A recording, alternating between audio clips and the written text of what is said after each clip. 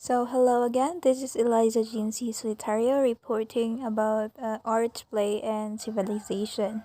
So, first, before we are going to jump to the main points, let's first define what is art.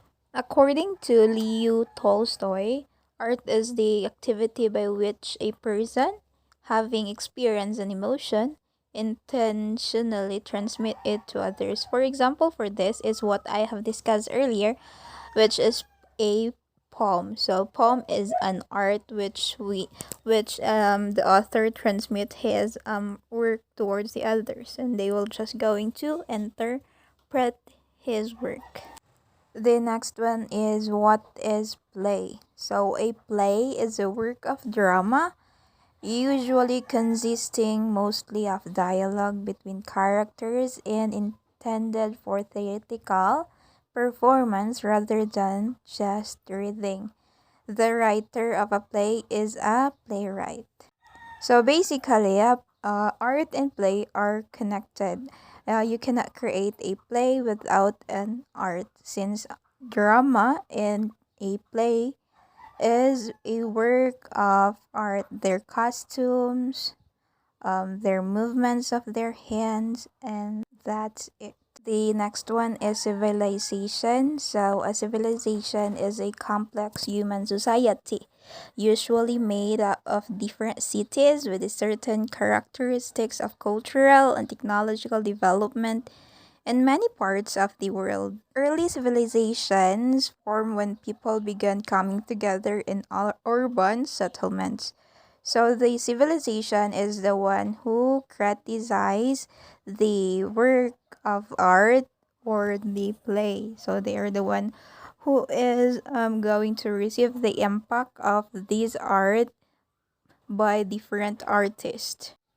So these are the key concepts for this topic. So art and play is interpreting the phrase a criticism of life. So art and play plays a vital role in human life, since it really affects their actions, their behaviors, and the way they see their lives. So for example, for the art is a novel. When somebody will going to read a novel, it will change his or her perspective depending on what genre he or she is reading.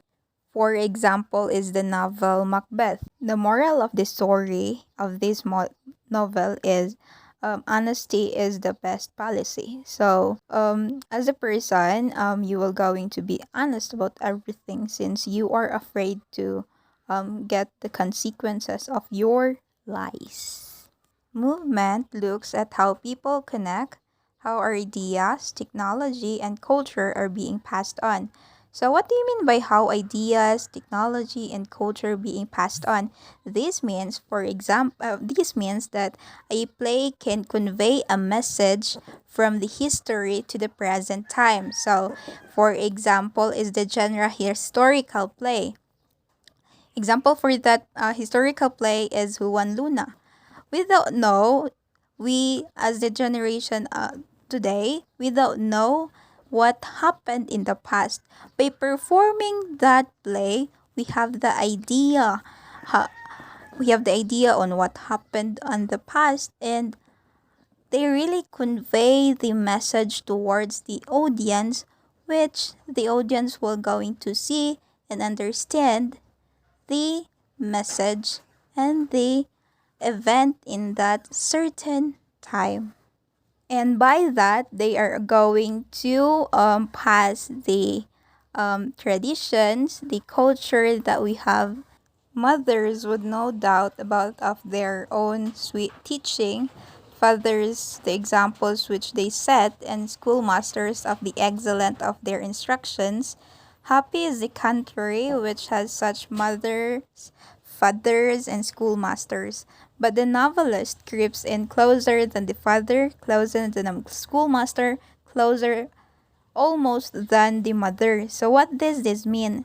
So this mean that the novel, especially if the certain person loves to read, they can able to get, as what I've said earlier, a moral of the story about the novel. An author can touch the heart of its reader, which really inspire the reader to do best in life. We must remember no discernible connection or resemblance whatever between the experience due to the work of art. The later behavior and experience which is modified through it, if a false theory of the perseverance and disconnection between aesthetic and ordinary experience has prevented the value of arts from being understood, it has also preserved their dangers from recognition. In some cases, we cannot connect the life of the author towards his novel. So sometimes people will give false theory, and they will say that this his work is about love, where in fact it is about tragedy, and the author just give an aesthetic to make it not so obvious towards the readers.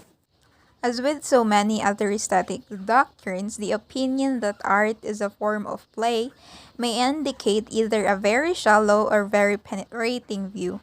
All depends upon the conception of play which is entertained.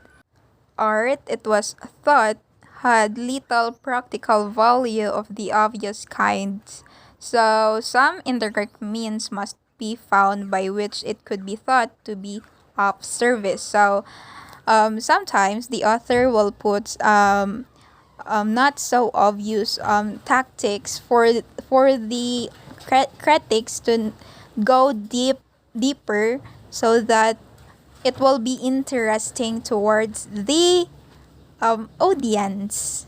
So overall, what is the connection between arts, play, and civilization? The civilization will be the one to critique the art and play of a certain work of the author.